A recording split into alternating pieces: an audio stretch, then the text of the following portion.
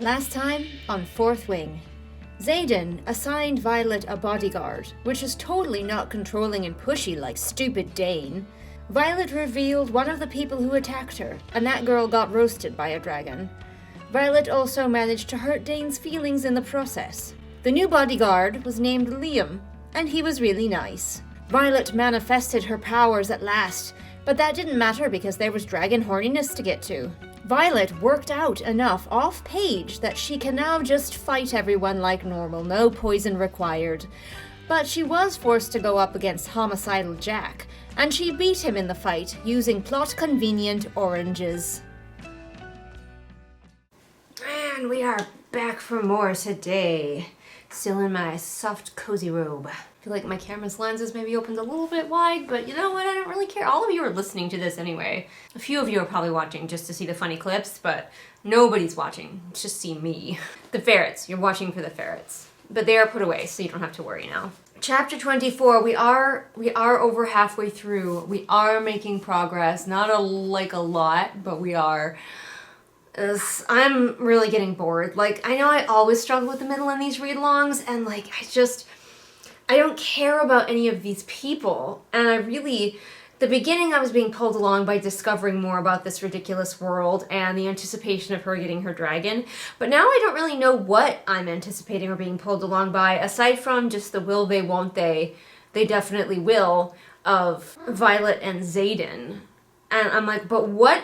Now that she has her dragon, what's the plot? What is the plot? I might have to give this confusing plot or no plot insight, because like the plot for the beginning of the book was I'm gonna get my dragon, and the plot for the second half is horny?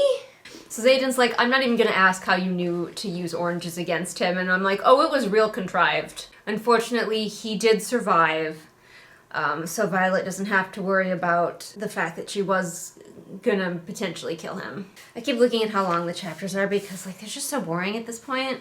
What if they weren't hot for each other?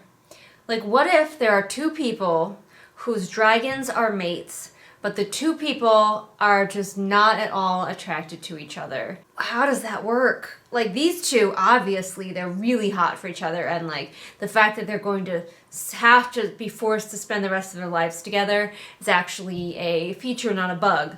But like, what if they were two people who just like never were going to see eye to eye? Like, ideologically, they were just never going to see eye to eye. Or just even two people who were just ambivalent about each other, and now they're forced to be together for the rest of their lives. Not to mention feeling really horny, potentially for each other, anytime their dragons are doing it. He says that, like, the kiss was a mistake, of course. They can't get together yet, there's so much book left. The kiss was a mistake, we're going to be, like, stuck together for the rest of our lives, so we shouldn't get involved. And I'm like, it feels like you should. It feels like everything is leaning you towards you should just, like, get married and become the perfect power couple alongside your dragons. Like, that seems like what the universe wants you to do. He says that he doesn't want to talk about the kiss, and that's, like, a boundary of his, and I'm like, honey, you want to talk about boundaries when you've got your girlfriend being surveilled 24/7 by one of your lackeys?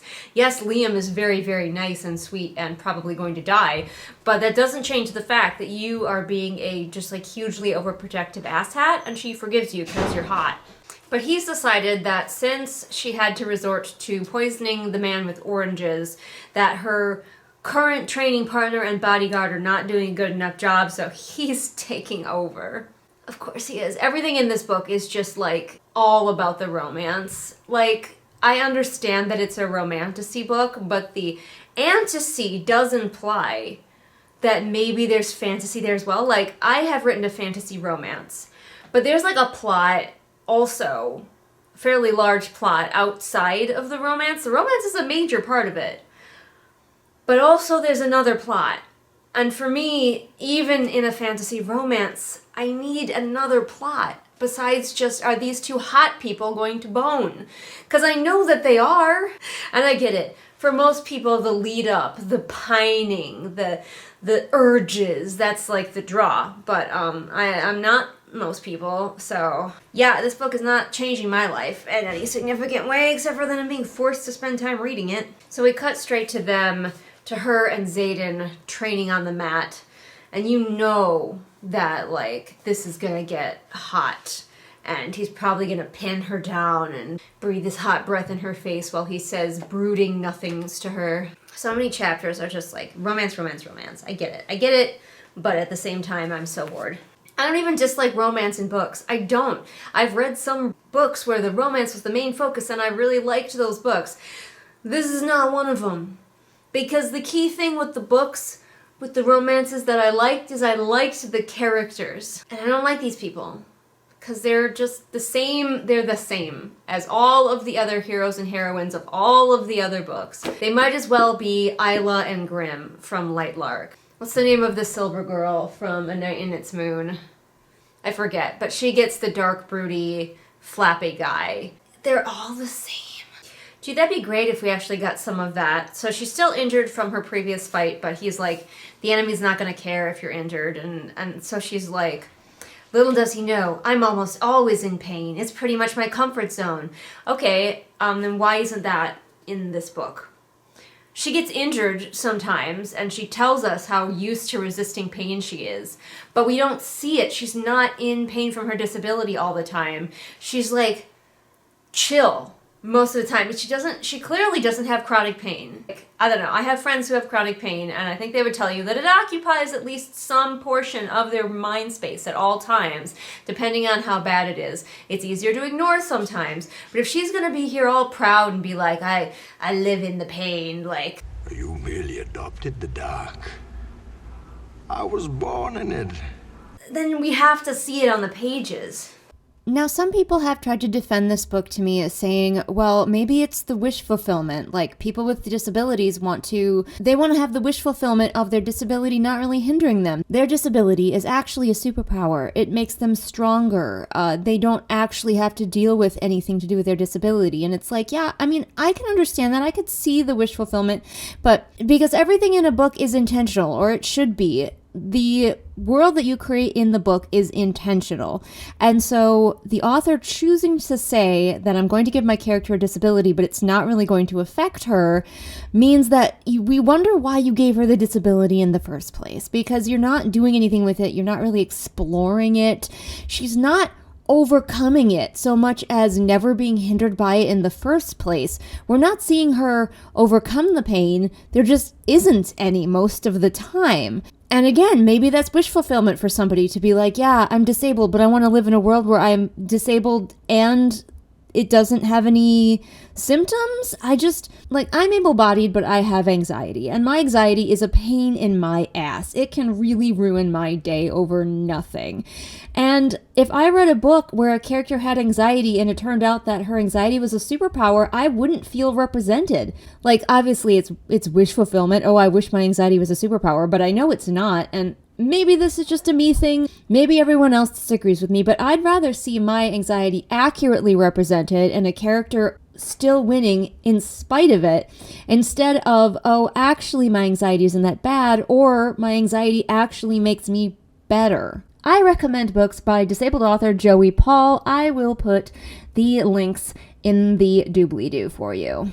So he finally points out that daggers maybe aren't the best weapon for her, but then he says, it's just because you don't have the right daggers. Here, have this dagger that I had specially made for you.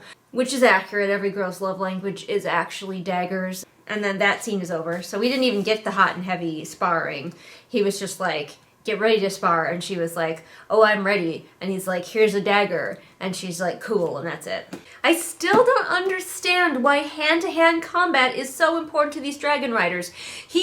Xaden pulls her out of like dragon training to go fight him on the mat. So the reason that she's not mad that he has basically taken over her life and gets to tell her exactly what to do and when is that when they spar, he doesn't take it easy on her like other people do.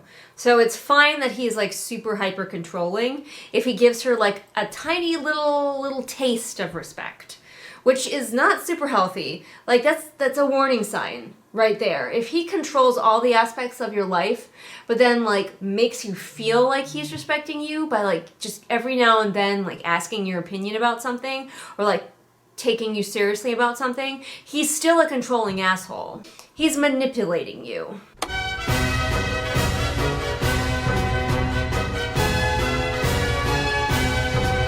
Apparently she's also been like pushing him for more kisses, and he's been resistant. Presumably the dragons have not been horny for like a month. Another month has already gone by. We're zipping through the winter, probably so we don't have to deal with the fact that winter time is the worst time to train to fly around on dragons. So the reason that she hasn't gotten her magical powers yet is because the author wants to drag this out even more too. Every single element of this girl's life has to be dragged out to the nth degree. So she took longer than other people to have the dragon open up the capability that she could use her power.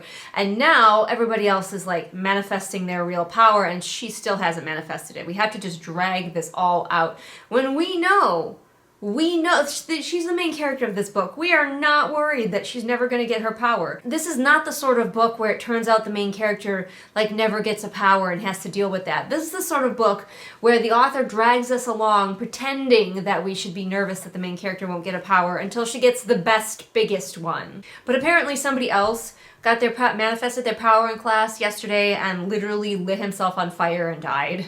Is it too much to hope that that will happen to our main character? I'm reaching the point in the story, probably a little bit early, where I hate the main character. It seems to happen in all of these. Like, who is Violet? What is she like? I don't know. One of the things that I do with my own characters to make sure that I feel that they are well-rounded is I make up imaginary scenarios and I put them in them. Something as simple as grocery shopping. Do I know how my characters would grocery shop? How is it different from the way that somebody else would grocery shop? Just like put them in unusual scenarios that they would never ever be in your book and see how they behave. And if you have a solid idea of how they behave, of what they're buying at that grocery store, I feel like you have a pretty good handle on the character.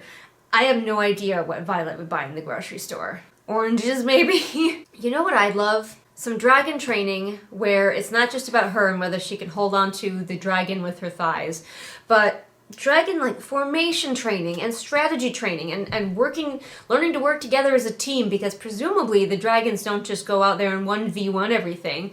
They're in a squadron for a reason. So wouldn't they be training to work together as a flying team, like an Air Force formations and strategies and stuff?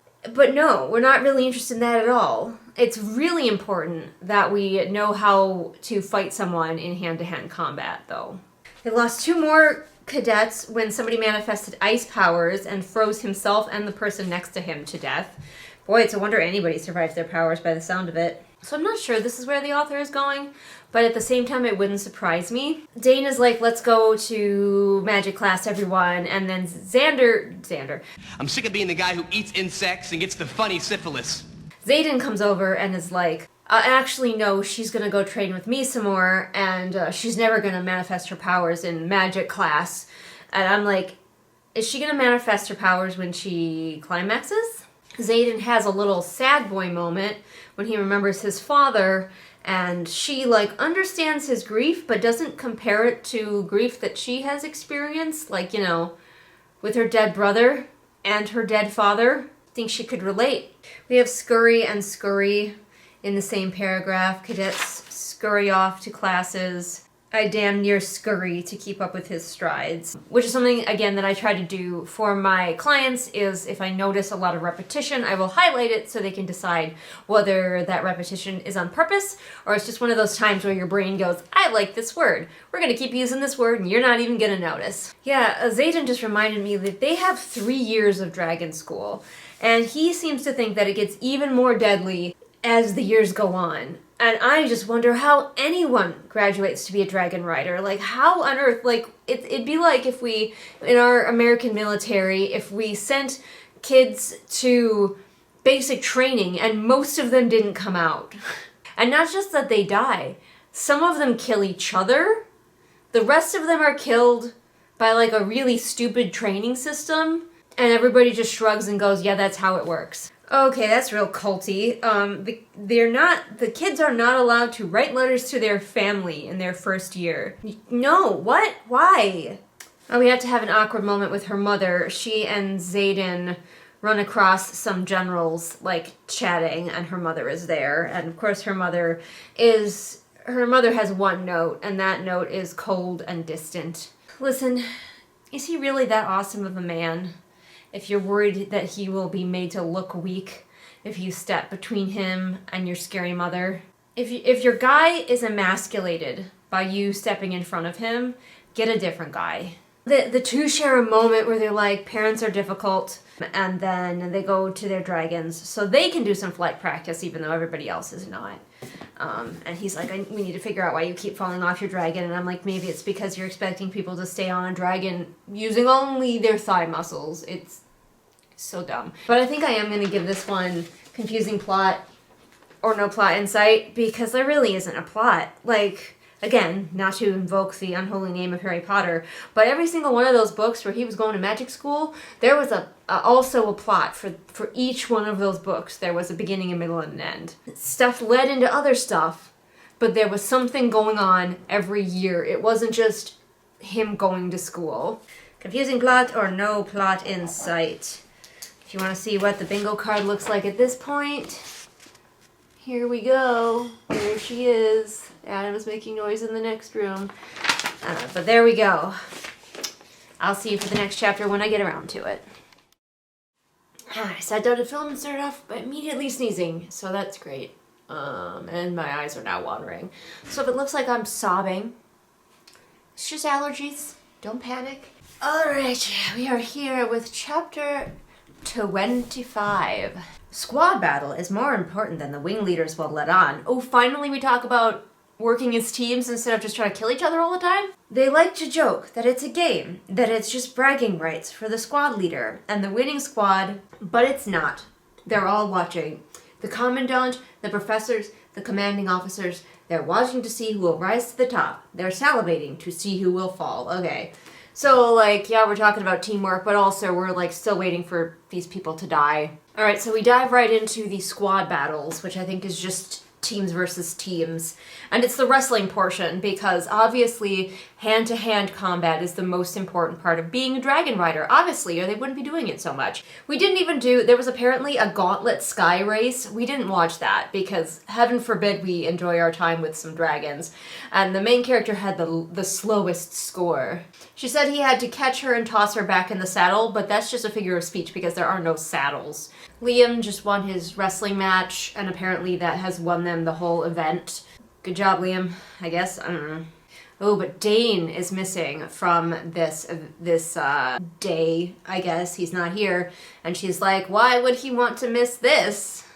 We have, like, a switcheroo that we, the reader, like, didn't know or care about, because, like, it seems like the book should have been leading us up to this next event, but it wasn't really. It didn't really care about this next event. Like, it mentioned it, but the characters didn't really talk about it or weren't really nervous about it, but now it's happening. And apparently, we skipped the first part. The second part, we just had, like, the end of where Liam was winning, but the exciting thing, I guess, is the secret third challenge, which apparently, again, none of this was really revealed, so why is this a surprise to us? Why should we care? They were supposed to do it tomorrow, but instead, the secret challenge starts now! Oh my god!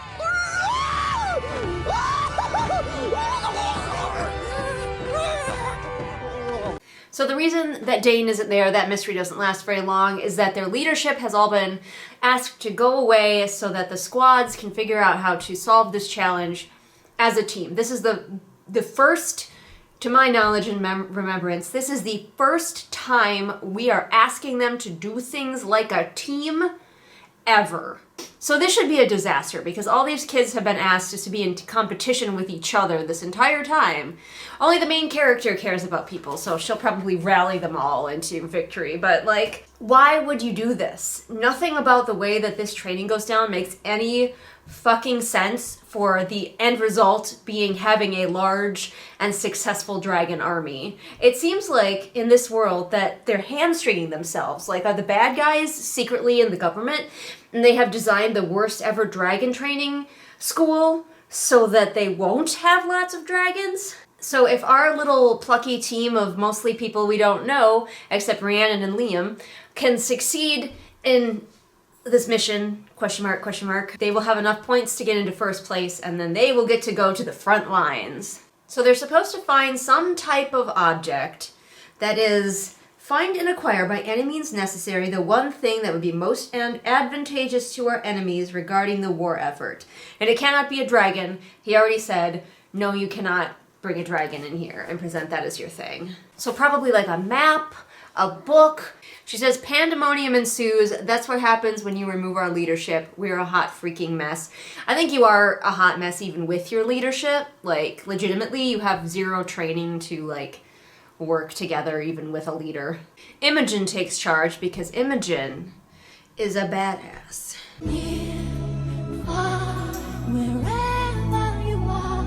They go to her domain to do some planning, that being the weight room.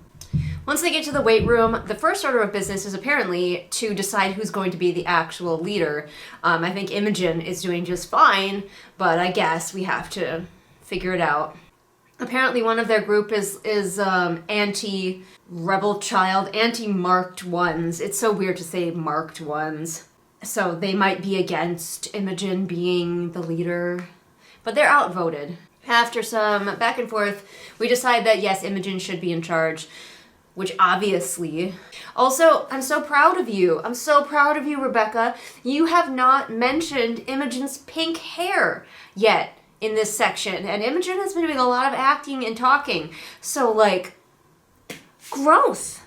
They all decide that, of course, information is the greatest weapon that the enemy could have against them. And they all look at Violet. And Violet's like, oh, we can't because the archive is locked for the night. Yes, you can. Break in. Come on now. You probably know some secret ways in. Well, at least they're going to use their magic powers because, we gave the characters magic powers. We might as well use them. So she's like, Riddick can wield ice, Rhiannon can retrieve, Sawyer can manipulate metal, Imogen can mind wipe recent memories, and Heaton can breathe underwater. Well, apparently Heaton is also non-binary. Emery can control wind. Somebody named Quinn, I don't know half of these people. Quinn, who is here, I guess, can astral project and keep their body in one place where their, like, consciousness walks around elsewhere, which seems, like, real fucking useful. But also, you've got a guy who can manipulate metal and a girl who can, like, call objects to her hand. You don't even need everybody else. Although, you could use Imogen if you need to wipe any memories of any librarians that might still be in the archive. I think I could get it done for you with those 3 people. They're not breaking into the archives. They're breaking into her mother's office. Seems like that would be out of bounds, but hey, I don't know the rules. All right, so their plan has been initiated. They're outside the office.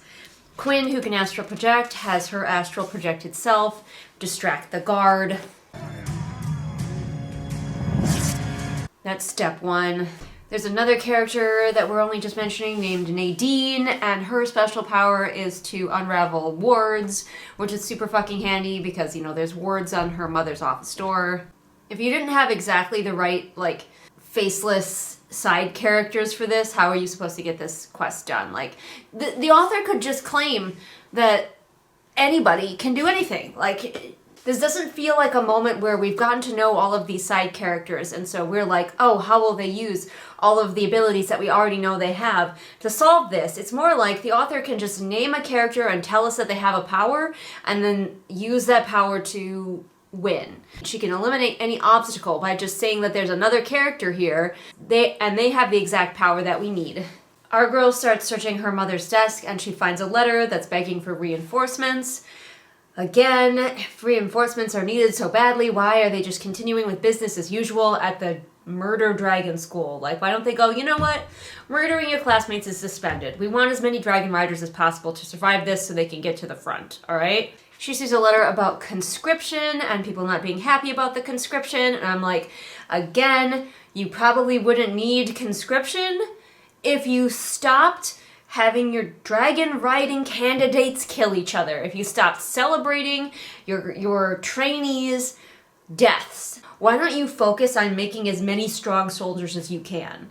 How about that? How about instead of being like, oh, you're weak, get out, you go, oh, we're going to train you so you're strong. They may have allowed some person to die who would have had the strongest magical power yet, because they were quote-unquote weeding out the weak in this stupid murder dragon school. Our main character finally, looks around and succeeds in her spot check and finds a big old map with all of their, like, troop numbers and locations and trade routes marked on it. And she's like, yep, this is what we need. But the map, of course, they're able to use Rhiannon's, like, snatching ability to sort of hop the map further down the hallway from the guard who is now running after them. Somebody, I forget which one of them is the airbender, airbends the guard away down the hall. And the guard is immediately knocked out. Real fucking convenient. And I suspect this is the place now where Imogen will erase his memory and all will be well. Apparently their team is the last one in still, even though I feel like they enacted their plan as fast as anyone could, but alright. So we're finding out the other things that the team's got, all pretty standard, but one of them is they stole an actual scribe, like a human being, out of their bed. That's knowledge as well, in the form of a human. But of course, everybody loses their goddamn minds over the map. For whatever reason, the map is indeed deemed the most useful thing, and it's like just the hugest fucking deal that they stole it. I wonder if rumors are gonna start flying that she actually got it because it was from her mother's office and her mother just gave it to her. Get used to disappointment. But she only has eyes for Xaden, who gives her like the manly nod of approval. And that's the end of that chapter. Just a little... Like, what is the plot? What is the plot? What are the characters driving towards? What are their goals? What are their dreams? I don't even know what she wants, aside from to jump Xaden's bones. Does she want to go to the front? Does she want to avoid it? Is she eager to go to war as soon as she can? Or is she hoping she gets to stay back here? I don't even know what this girl fucking wants. There's not enough plot to even know where the main character is going. It's like, I can tolerate a lot of faffing around if I at least know where we're going, and I have no idea. There's no big bad. Little bitty hints that maybe shit's going wrong on the front lines and conscriptions are happening now. And like, but yeah, we knew that all along, and we're just getting such little bitty baby tastes of it amongst all of the pining after the hot boy that it just doesn't feel like the plot. Like, the main character, in between when she makes these discoveries, doesn't really care about what's going down. She's like, huh, that's weird. And then she fucking carries on with her life. So, like, what is the plot? We are 324 pages in, and I don't know what the plot of this book is. Aside from, will she get with the hot boy? And I feel like that's a problem. Because, yes, this is a romantasy, but there's still a fantasy part. This is supposed to be, is advertised to be, an introduction to fantasy for people who don't like fantasy. But you know what this is just another romance book that also has dragons in it. It's just another bog standard, super average romantasy, like all the rest. And I don't know why people are losing their minds over it. But I'm probably going to take a little short break and then I'll probably read another chapter. Alright, we're back, and I can't believe, I was just looking at the bingo card, and I can't believe we haven't done horny yet. I think I just blacked out after that whole sequence where she could feel the dragons doing it. That gets the horny square on the bingo card, for sure. We do have a bingo! No, I lied. We have a bingo, thanks to the middle square. So we have a bingo across here, and it is for, do you think your reader is dumb? Horrifying implications. The free space, horny, and confusing world building or no world building in sight. So there we go. That's our first bingo. Let's see how many more we can get before this is over. You know, I was so much more like excited to sit down and read like several sections of this back when things were happening and like at least the character was doing something. But this feels like it felt like there was forward momentum before she got her dragon, even though we waited such a long time for her to get her dragon. Because they were building towards something. The only thing we're doing is just waiting for like a year and a half for her to actually manifest her magic powers. We know she's going to. We just gotta draw it out and draw it out. This book could be so much shorter. If I was developmentally editing for this book, I would definitely be looking for places where I could recommend to the author that they could cut some stuff. Or, if they don't want to cut, then they need to inject some more of the overall plot into this and make it more of a present issue in the characters' lives so that we feel it as well. Chapter 26, there is no stronger bond than that between two mated dragons. Of course not. It goes beyond the depth of human love or adoration to a primal, undeniable requirement for proximity. one cannot survive without the other. That's the whole premise of this book, is like finding convoluted ways for somebody to not be able to survive without somebody else. There's apparently no repercussions for stealing their mother's map. So they have one, and now they're flying out to do their tour of the front lines. And it's a really long flight, and the main character's like everybody's very tired out by it. Well, but they have made it, so apparently nothing important happened on the trip. So they're at the forward outpost, which is called Montserrat, which, I mean, I'm glad that we're finally getting out of the dragon school to do something, because that was like a lot of time spent in the same place doing the same things. But how will they keep up with their wrestling practice, the most important thing?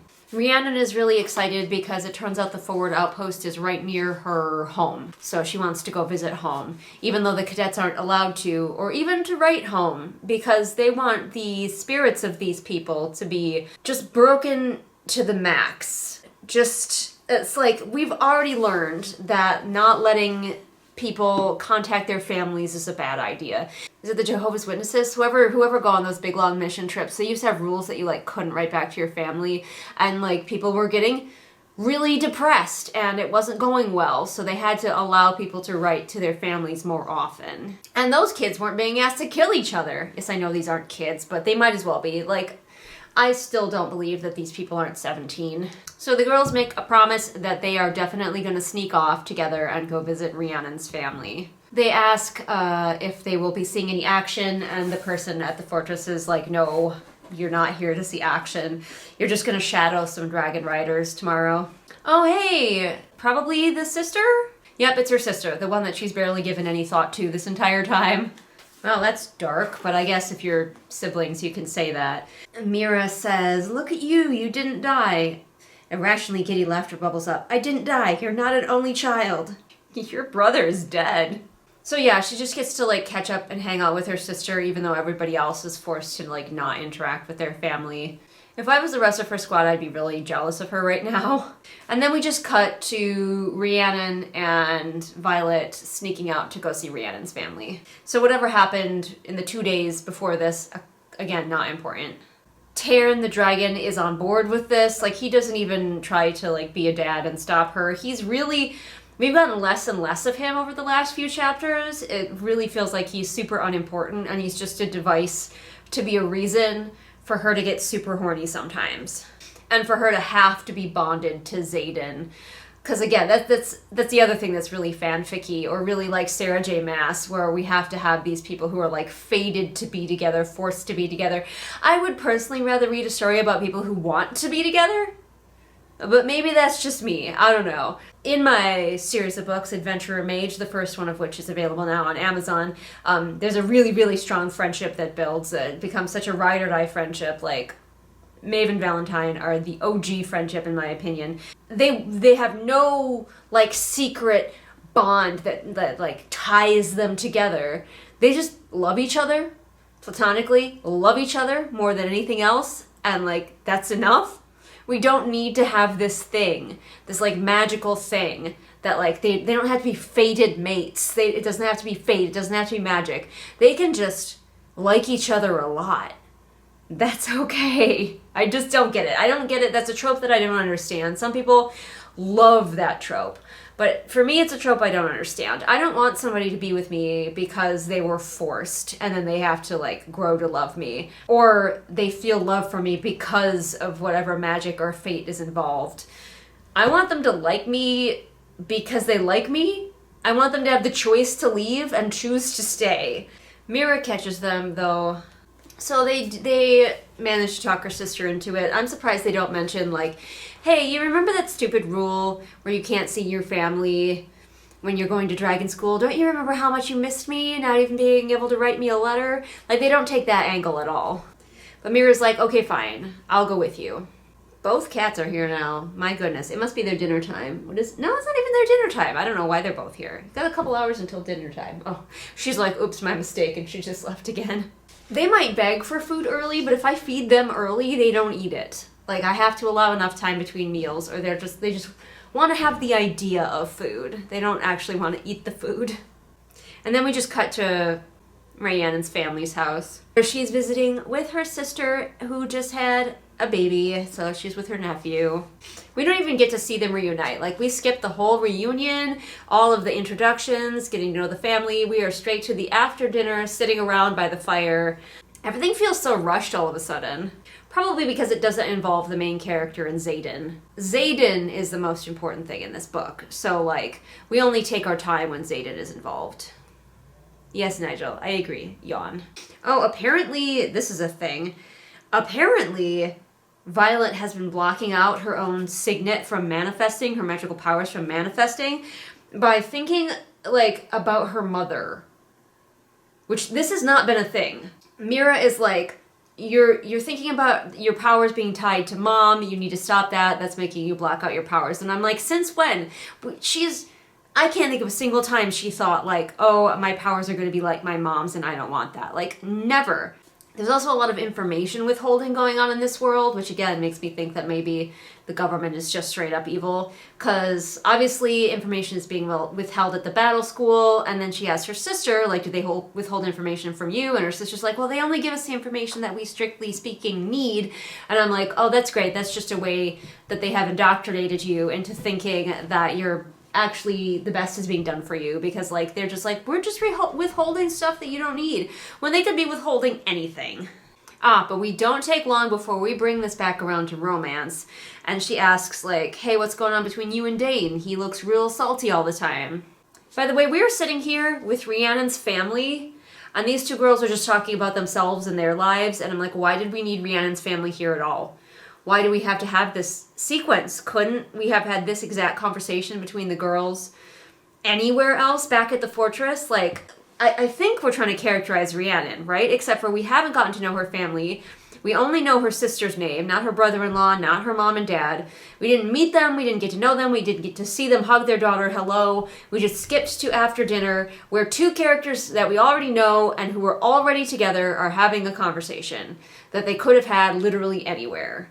So why are we here? Because I thought we were finally going to get like some characterization for Rhiannon, who is somebody who needs some characterization, and like getting to know her family and hear little stories about her when she was a kid and like her personality would have been a great way to do that. But we're not, because we don't actually care about Rhiannon. And I think I feel pretty comfortable giving it now the minority there to serve straight white, etc. main character, because we went to her home and we haven't even gotten a single line from her parents yet. Oh, okay, and now her sister, they started talking about books, and she was like, you made me leave my books behind, and Mira's like, well, actually, I rescued your books, specifically the one full of fables that have details about wyverns in it. Yay! What a crazy random happenstance. Fucking hell. So we cut back to having left Rhiannon's family, because we do not care about them. I don't know why we even had that scene. And they get back to the fortress, and she's like, oh, by the way, sister, how long do you think mated pairs of dragons can be apart? And then who should step out of the shadows but Xaden? Because of course he does. We cannot go more than like 2 chapters without a Xaden moment. And he's like, turns out about 3 days is their max. Like, you'd think people would know that, because it seems like a real fucking inconvenient thing to have to deal with these dragons who are couples. But I'm sure she will have the opportunity to have some sexy moments in the fortress with good old Xaden. Anyway, I'm gonna stop reading. I might read a little bit more today, I don't know, but stopping for now. Alright, I came back. One more chapter. I'm waiting for my phone to charge, basically. Chapter 27. It's a long quote at the top. For valor above and beyond the call of duty in battle of Strathmore, where her bravery resulted not only in the destruction of a battery behind enemy lines, but also saved the lives of an entire company of infantry, I recommend Mira Sorengale receive the Star of Navarre. But if the criteria is not met, which I assure you it has been, downgrading to the Order of the Talon would be a shame, but sufficient. We have time jumped again, so we're not going straight to when Xaden first shows up. Thank God. But I'm sure he'll be back. Once again, we are skipping over things that might be interesting. So she went out on patrol this morning, but we skipped that. We're not interested in flying around on dragons. No, absolutely not. In this dragon book. Mira has decided to teach an impromptu, like, strategy lesson. Nothing really to report so far. She's just like, hey, yeah, what you study at Dragon School, real life is different, so glad we haven't been doing any studying at all. But, you know. Mira suggests teamwork. And one of the other guys, Liam, says they don't teach that to first years. Teamwork and strategy, not an important thing to teach first years. Murdering each other is the most important thing to teach first years. You magnificent bastard, I read your book! Her sister, Mira, is really dubious about the marked ones because the rebellion was really, really recent. Like, really recent. There are no marked ones, I feel so stupid saying that, out in the army yet. They're all still going through training. So when they were forcibly conscripted into the army and expected to be loyal somehow, because you treat them like shit and that engenders so much loyalty after they had watched their parents being killed in front of them. So again, just the world building. Mwah. Oh good, great, I love this. Xaden has figured out how to talk to her in her head. So now he can make snarky flirt-fighting remarks in her own brain. I love that for us. So Xaden and Dane are having a little, like, a dick-swinging contest, and main character says, I glance at Mira, who's watching the play-by-play with raised brows. Isn't a play-by-play, aside from being a modern term, like a replay?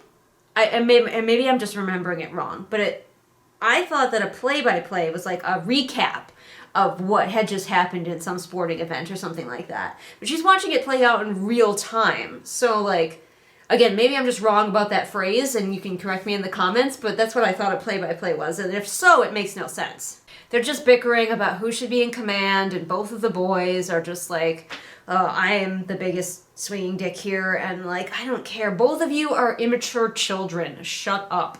Finally, they get down to the little scenario that Mira has given them about them having to retake a fortress. And basically, it's just them talking about all of their powers and abilities and how they would use those to retake the fortress with their little dragon models that she's given them. It'd be cooler if they were trying to do this, like, exercise for real on Dragonback for training, but we're little models is... I don't know if this author is, like, allergic to describing dragon riding, but she's really not interested in it. Apparently, Dane keeps his memory reading powers a secret, even though he was totally going to use them on her when she accused somebody of attacking her. And she points out that plot hole, so I'm assuming we're going to find out later. But it might also just be the author covering her ass and being like, yeah, the main character totally notices it, so, shut up. We have to remember how dark and broody Xaden is at all times, lest we forget. So, she's thinking about her own magic powers and why they haven't come in yet, and she remembers that that Seagal the dragon said, it reflects who you are at the core of your being. It makes sense. Mira is protective. Mira can make shields. Dane has to know everything, and Xaden has secrets. Oh my gosh, he's so secretive. Oh, mysterious dark boy. You play the ghost of a dream of a memory of a cyborg warrior trying to find his dead wife inside a poem. She asks her dragon to block Xaden from her head, and her dragon is just like, no, this is just a thing that you have to deal with now. It'll be great and advantageous in battle, and it's like, yeah, I guess. The little challenge, the little operation that they're doing actually doesn't matter because we just skip over the rest of it, because we're actually focusing on the fact that Xaden can project into her mind, and she hasn't figured out how to project into his yet. Because once again, the most important thing here is Xaden. Not dragons, not strategy, not their powers. Xaden. Then her sister takes Xaden, Violet, and Dane to the stairway and shields them from people listening in with her shield powers, and gives Dane a dressing down for being so openly jealous of Violet and Xaden, because once again, as we have already established, the romance is the most important part of this book and this whole world, and what could we possibly care about except for boys being jealous, and the girl, and the love, and the bonds, and I'm over it. I'm over it. So Dane has been told to straighten up and fly right, and now she's turned to Xaden, and she's just like, what are you doing with my sister? And the main character is defending Xaden. Can we do something, anything, forward momentum of some kind? Her sister also is like, hey, why didn't you tell me that you're struggling to stay on your dragon? And the main character's like, listen, that's just the way I'm made. You couldn't do anything about it. But I wonder if we're ever going to address this ongoing problem that the main character has of not telling people shit. She never asks for help. She never tells people shit. She's just like, I have to sort it out on my own. And like, again, her dragon can hold her on. Maybe they should be practicing that so he can like not have to expend like energy or focus on doing that. He can get just so good at it that he doesn't have to think about it, and we don't have to worry about her falling off the dragon, instead of her just being like, yeah, that's just who I am or how I am, and we're not going to try to like do anything about it. I just have to get good, scrub. No, we could do things. We could like physically strap her on the dragon. Why has nobody thought of that? It's not even mentioned. It's not even like, hey, can I actually strap myself to you? And her dragon being like, no, that's demeaning. A dragon would never. It's never brought up. Fortunately, finally, some griffins attack. Look how far we are in this book. Some griffins attack, and the words are down. So they have to stop having this inane conversation that makes me want to stab myself and go do something, hopefully, finally. Get used to disappointment. And now, of course, Xaden's like, I have to stay and fight because I'm the strongest one here. Mira is like, no, Xaden, get my sister out of here. And Violet is like melting down. She's like, no, I won't leave you. But Xaden is carrying her away. Xaden decides on top of the wall as they're waiting for their dragon to land is an appropriate time to give her a kiss. Presumably because he's very attracted to how brave she's being because she wants to stay and help her sister. And then he's like, leave for me, Violet. Do it for me. And then she looks back to see a dozen griffins envelop the keep. It must not be a very big keep if all it takes is 12 griffins to envelop it.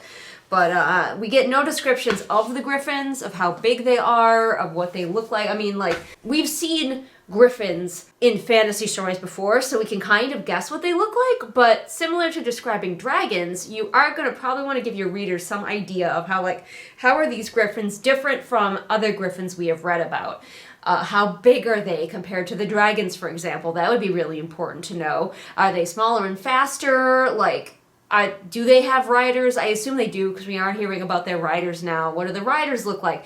Nothing. Not interested in describing a damn thing. We're just getting out of here after a little smoochy smooch with Xaden. And I am officially done reading this for the day. I'm like, we're getting closer to the end, thank God, but the longer I go, the more I hate this book. And it's too bad. Like, it's not offensively written or anything. There's just nothing for me as a reader to draw me to this book, because the dragon stuff is so unimportant to this author, so clearly unimportant, that there's nothing for me, for pretty much the opposite of written for me. But that doesn't mean it's not for other people. Obviously, lots of people love it, but it is not for me, and I am bored and frustrated.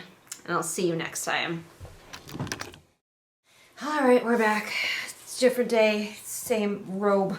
But we're going to read chapter 28, which seems like a longish chapter. Like, I'm getting to the point of the book where I'm, like, checking how long each chapter is before I start. This book is, like, exactly 500 pages, and I am not even 350 pages in yet. So, the quote is, winning the war games isn't about strength, it's about cunning. To know how to strike, you have to understand where your enemies, your friends, are most vulnerable.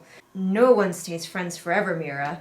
Eventually, those closest to us become our enemies in some way, even if it's through well-intentioned love or apathy, or if we live long enough to become their villains. Listen, I think Brennan might have needed a therapist.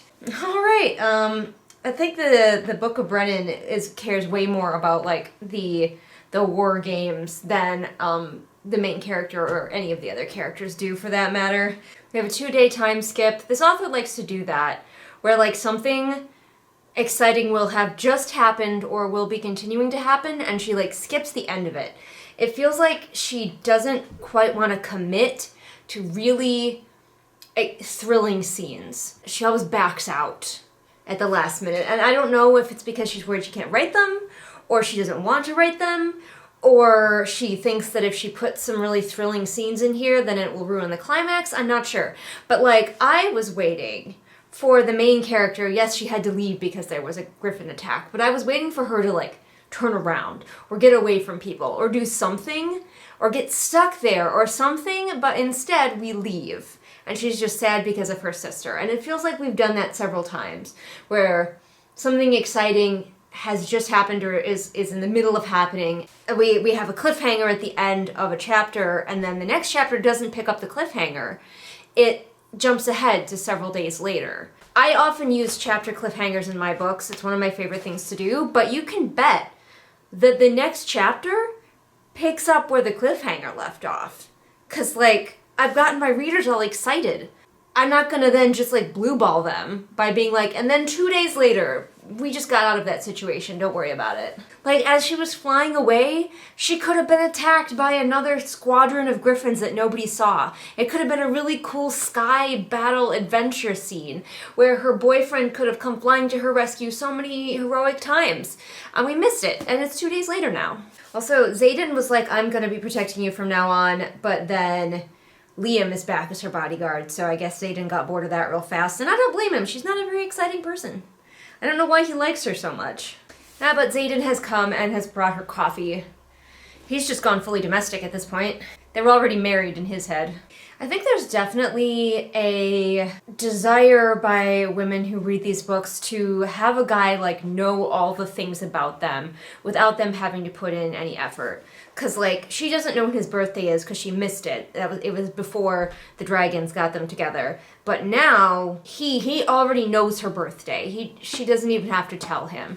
And I can see how that could be part of the fantasy for people reading romance books, because romance books, part of it is the fantasy. You want to imagine yourself in that scenario, no matter how weird, no matter how bizarre. Safely imagine yourself in that scenario. And I think there is a part of the fantasy is that you never have to put in any effort to, you know, make the guy like you, inform him of things about you. He just knows. He already automatically knows when your birthday is.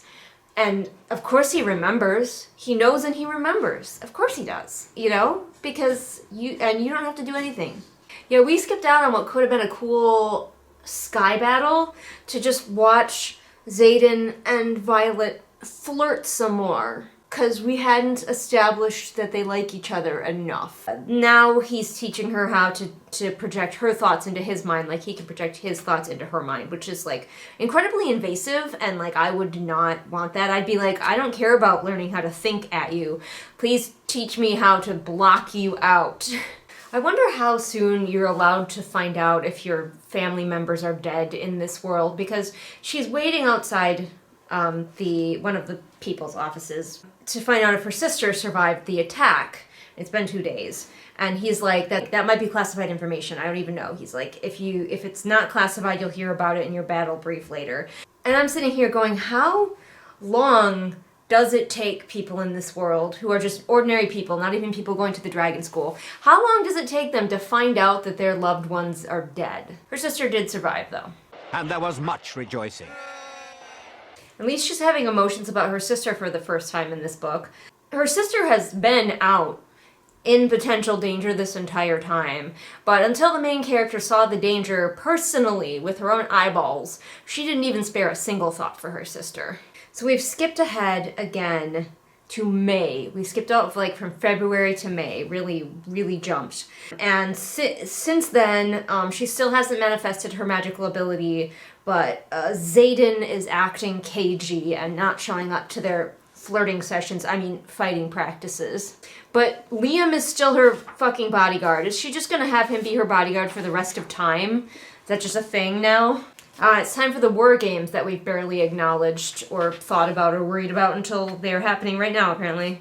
The main character thinks bleeding is the last thing I want today. And I'm like, is bleeding the first thing you want on some days? I guess maybe if your period was late. But otherwise, I think bleeding is the last thing you want pretty much always. I don't know why this needs to be specially pointed out. Alright, so the war games are an elaborate multi-team capture the flag where there's multiple types of things to capture. So one team has an egg, their team has a flag, another team has a professor that they have to liberate, I guess. I don't know. And they're not sure which one is worth the most points. Like, eggs have been worth the most points in the past, but they might not be this time. And like, this game seems pretty interesting. I wish we'd had like lead up to it, but oh, so now somebody thinks of this. We are this far in the book in a culture that has been riding dragons for who knows how long, and somebody finally made this girl a saddle. And everyone's like, oh my god, what a genius idea. Never, like, mind's blown. Oh my gosh, a saddle. The dragon isn't even insulted. Presumably horses exist in this world. Why did no one think of a saddle before this exact moment? Is it supposed to be stupid? It's not stupid. It's advanced. Also, the saddle has stirrups, and I really don't think stirrups are actually going to come in handy when you're riding a dragon. Stirrups are not going to keep you on the dragon when you flip over. There's a reason that stirrups are on saddles for horses, and much of that reason involves gravity. And the gravity will not be in your favor if the dragon flips upside down. The stirrups aren't going to do jack shit. What you need is straps across your damn legs, which I'm going to assume the saddle will also have. So it's being implied that the reason that she needs a saddle is because of her disability. It's never really, like, explicit. She just, for some reason, she just can't hold on. And they've given up trying, but the dragon had the saddle made for her. And that, it's not huge, it's not the biggest deal in the world, because the dragon does have to wear the saddle, he's gotta be the one to wear it. But at the same time, there's a lot of themes in stories where disabled people are left out of the process of coming up with devices to aid them. And, like, a lot of times you'll see in a story where a character is deaf, the main character who can hear will have come up with the sign language instead of the deaf character, or will have thought of using writing instead of the deaf character, when most times it's the person with a disability who has been working to find a way to deal with it. The main character's only plan for dealing with it was just get good, scrub. It never occurred to her, she's supposed to be clever, it never occurred to her that she could use some kind of tool to help her to do better at riding the dragon. Is it the end of the world? No. Is it kind of iffy? Yes. I do wish that she had been the one to create herself the saddle and then talk the dragon into wearing it, because the dragon says there's no rules against them. Of course, Xaden was the one who actually created the saddle, and at the dragon's behest, but he created the saddle because who else would do it? I don't know, some of her friends? Don't be ridiculous. Only her love interest could do something like that. She's embarrassed and she's like, no, nobody could see me using a saddle, but I'm sitting here going, I think everybody's going to see you using the saddle and everybody's going to want one because you are sitting on a cushion instead of hard dragon scales, and you don't have to spend all of your focus trying to stay on the dragon when you could be spending it doing something else. Like, I don't know, looking for bad guys. Seems like a win-win-win-win-win. Everybody's going to be demanding saddles. Just like wait 10 minutes for people to get over it. Although that does bring up the horrifying implication. If the saddles become popular, I'm sure no one is going to think about all of the families whose loved ones have died because they fell off the dragon when a saddle was always an option. Just nobody thought of it. Lots of people died, and their families will never have their loved ones back. But okay, Violet's a special girl, so she's the one who gets to have a saddle. All those other people, fuck them. They should have just gotten better at riding the dragon.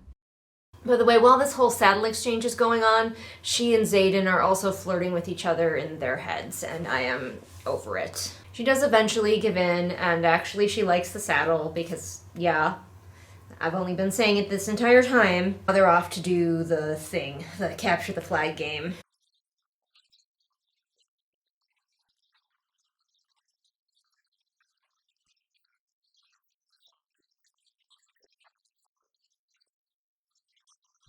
The little dragon decided to come along, by the way. I don't know if that's important, but letting you know just in case it's a thing later in the chapter. So they are finally doing some type of sky battle, which is what I wanted, so I can't complain. It's flowing pretty well. The action scene is reading pretty well. This author can write an action scene when she puts her mind to it, as we have established. The main character is astounded that the other cadets are, like, trying to, like, kill her. Like, somebody blasts fire at her, and she's like, OMG. And I'm like, ma'am, what dragon school have you been going to? Of course everybody in these games is trying to kill everybody else. She spots Liam, our buddy Liam, locked in combat with homicidal Jack Torrance, if you will, and she's like, we have to help. And so the little dragon goes and hides and like tucks herself away. So I'm like, okay, I guess we're not endangering the little dragon as part of this. So why is she here? But don't worry, the little dragon has hidden herself away. Well, apparently a thing that happens, this is the first time this has ever happened, because we haven't done any flight training, besides maneuvers. Dragon riders jump onto each other's dragons, but Jack has jumped onto Liam's dragon. I think a quick and easy fix for that would be for the dragon to just flip over and for Jack to fall off. But it's working out really well for Jack because he has stabbed Liam. And now Liam has fallen, and the main character's like telling her dragon to catch him. Jack is like a freaking badass, honestly. The move he just did was like, if he was a good guy, we would be applauding. We would be standing ovation because he jumped onto another man's dragon, stabbed that man, and then dismounted that dragon onto a tower doing a roll, like a tuck and roll. Like, how badass. Like, I know we're supposed to hate him, but seriously, what a friggin' move. That's like straight out of a movie, and I'm kind of loving it. But then the main character remembers, oh yeah, I have power to stop time, so she uses that. That's the reason the little dragon came, is so that we didn't have to wonder how far away she has to be for the main character to use her powers. Little dragon could have just been like, hey, I'm gonna sit over here and watch, but now obviously there's always the question of if Liam was in free fall and then time stopped and suddenly a dragon was holding him, like what would be the effects of, time starting again, and would his like neck be or spine be snapped? But like, we don't even talk about details like the air being thin up high, so we're not gonna worry about that. The other thing I really want to know but will never be addressed is when this dragon stops time, is it a localized time stop? Or does time stop everywhere on the planet because of this little dragon's magic? Like, if it's localized, how large of a time stop bubble is it? Or is this tiny dragon actually stopping time on the planet? In the universe? Like, there's so many things to consider, but we are not going to consider a single one of them. But because she's suddenly a deeply vengeful person, she instructs her dragon to fly towards the tower where Jack masterfully landed, and she's gonna zap him with her newly emerging magics, which are totally happening right now.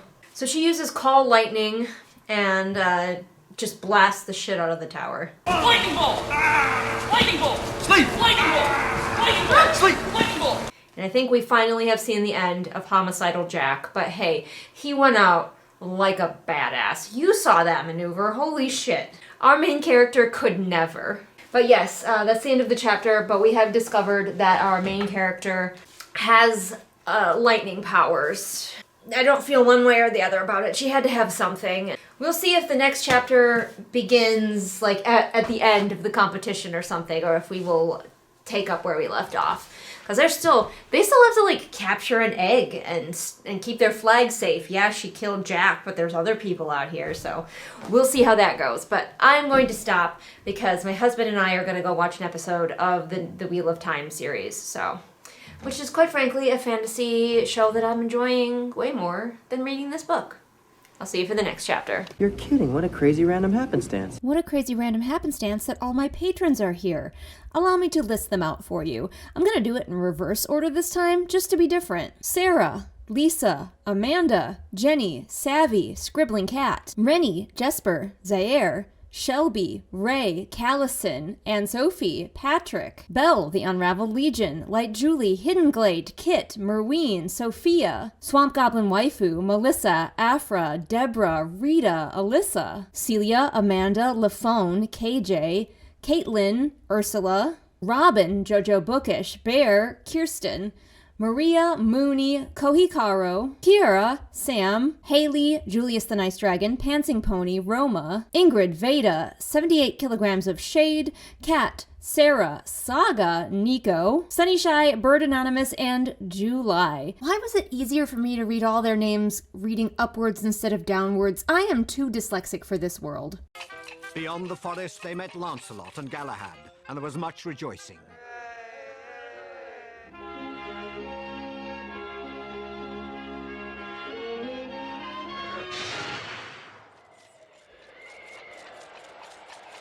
In the frozen land of Nador, they were forced to eat Robin's minstrels. And there was much rejoicing.